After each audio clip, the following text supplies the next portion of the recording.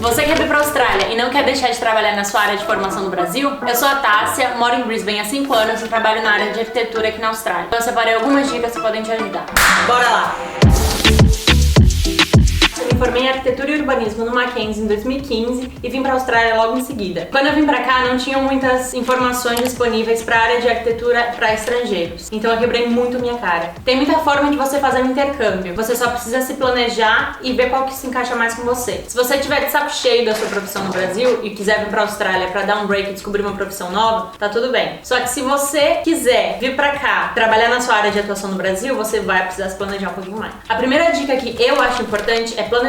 Se planejar antes de sair do Brasil é fundamental. Você precisa saber o que você quer tirar dessa experiência na Austrália. Se você quer vir pra cá, se profissionalizar, trabalhar na sua área, pra voltar pro Brasil com um cargo melhor, ou se você quiser vir pra cá pra imigrar, pra ficar aqui na Austrália, ou se você quiser vir pra cá só estudar inglês e só curtir a vida boa da Austrália, a Austrália tem caminho pra todo mundo. Assim que você tiver esse plano traçado, é muito importante você saber que você vai chegar na Austrália e vai colocar esse plano em prática desde o primeiro dia, porque o tempo passa muito rápido. A segunda dica que eu daria é conhecer a sua área de atuação na Austrália. Toda área de atuação é diferente em cada país. Então você precisa saber o que a sua área na Austrália precisa, qual que é o tipo de mão de obra que as pessoas que trabalham na sua área podem oferecer, quais são os tipos de programa que você precisa aprender, porque isso sempre vai ser diferente de país para país. Dentro disso, o que me ajudou muito foi entrar em sites de vagas de emprego como o Seek e o LinkedIn e ver o que as vagas pediam para o profissional. E ali mesmo eu já consegui estruturar o meu currículo de uma forma mais compatível do que a vaga precisaria. Porque não é simplesmente você pegar o seu currículo que está em português e traduzir, porque uma coisa não vai ter nada a ver com a outra. Então, se você procura a vaga que você provavelmente vai preencher, você já entende quais são os termos e ali mesmo ele já te diz que a empresa está atrás do profissional. Você pode também entrar em contato com um agente recrutador especializado na sua área, que você vai entregar o seu currículo, o seu portfólio para ele e ele vai poder distribuir para as empresas que estão procurando alguém. Você pode também pesquisar quais são os eventos importantes da sua área. Os eventos são uma ótima oportunidade para você colocar o seu inglês à prova, porque por mais que você tenha estudado a sua vida inteira no Brasil, não adianta. Você vai chegar aqui, vai ficar com medo,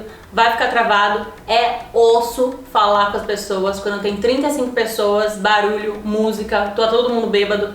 Então, aproveita o evento para isso. Eu, por exemplo, já tinha estudado inglês a minha vida inteira no Brasil, tava com meu currículo prontinho, fui entregar pra moça na empresa e falei: "Hi, nice pleasure."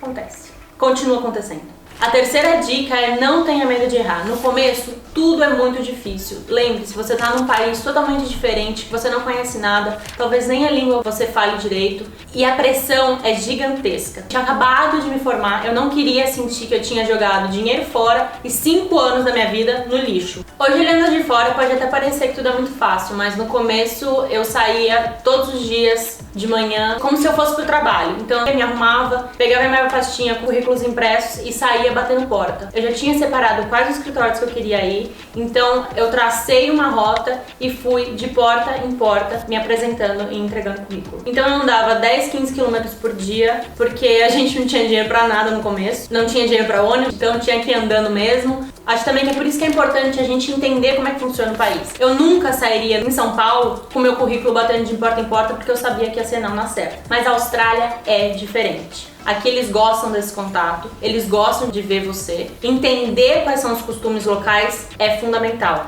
A minha intenção de sair todos os dias de casa com os currículos não era nem conseguir emprego logo de cara. Eu queria mais colocar o meu inglês à prova e saber como que eu ia reagir sob pressão. Me apresentar, mandar um nice pleasure pra galera, ver como é que eu respondia a esse diálogo inicial e me soltar. Depois de mais ou menos 4, 5 dias, saindo todos os dias, eu consegui 2 entrevistas. Uma com o recrutador e uma num escritório pequeno de arquitetura. A primeira entrevista foi horrível, foi a entrevista com o recrutador. Por ter sido uma experiência tão ruim e tão traumática, eu aprendi que eu deveria mudar e ajustar algumas coisas se eu quisesse ter sucesso na área. A segunda entrevista foi uma entrevista um pouco mais tranquila, porque eu já tinha passado por essa experiência muito ruim, eu já sabia quais eram as perguntas que ele ia fazer e qual que seria o foco da entrevista. Então, por mais que eu tenha passado vergonha com ele lá com a canetinha dele corrigindo meu inglês, corrigindo as coisas, Eu tive sorte de encontrar um lugar que estava disposto a dar emprego para um imigrante. Eu ainda tinha restrição no meu visto de trabalho, mas ele entendeu que isso era uma coisa temporária e que isso não ia ter problema mais tarde. Muitas empresas não estão preocupadas se você estudou na melhor faculdade, se você teve os melhores empregos. Eles estão interessados se você consegue fazer o trabalho. E no fundo, eu conseguia.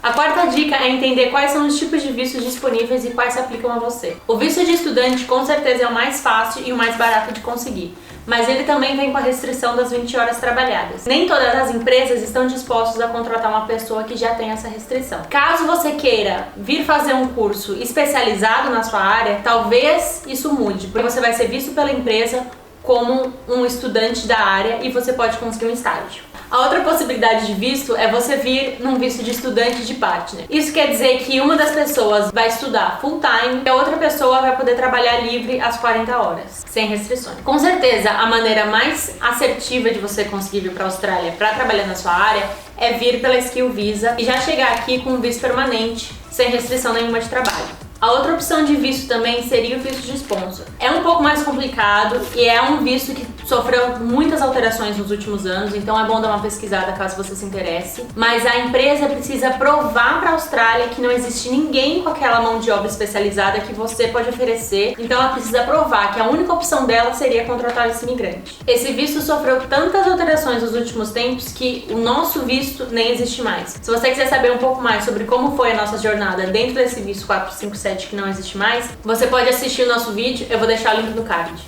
A quinta dica é saber se você precisa de alguma validação de diploma. Se você for médico, por exemplo, você não vai poder chegar aqui já operando as pessoas, né? Então você precisa entender quais são as limitações e os requerimentos da sua profissão. O Vitor, por exemplo, não precisou de uma validação de diploma, até porque ele largou a faculdade 4 vezes, mas ele precisou de tirar uma certificação específica da área dele. Já eu, com arquitetura, preciso validar. Eu não preciso validar para conseguir um emprego, mas eu preciso validar caso eu queira crescer na profissão aqui dentro. Pensa como no Brasil, se você estudou advocacia, você não precisa passar na prova da OAB para trabalhar num escritório de advocacia, mas se você quiser ser chamado de advogado, você precisa se registrar e passar na prova. É basicamente a mesma coisa e muitas profissões se encaixam dentro desse padrão. A sexta dica é o inglês. Muita gente me pergunta se você precisa de uma certificação de inglês para conseguir o seu trabalho. Para o empregador, você não precisa mostrar um certificado que você fala inglês, até porque ele vai perceber isso enquanto ele está em contato com você. Agora, se você precisar de um visto de trabalho, um visto mais sério, você precisa tirar a certificação. Mas isso não está atrelado com você conseguir ou não um emprego. Isso está atrelado ao tipo de visto que você vai aplicar. É muito bom você estar preparado para falar inglês. É o dia inteiro falando inglês. É reunião em inglês, é telefone em inglês, é e-mail em inglês. E isso enche o saco. Eu, por exemplo, lido com builders o dia inteiro e é muito difícil de entender o sotaque deles. Então eu sofro muito com isso.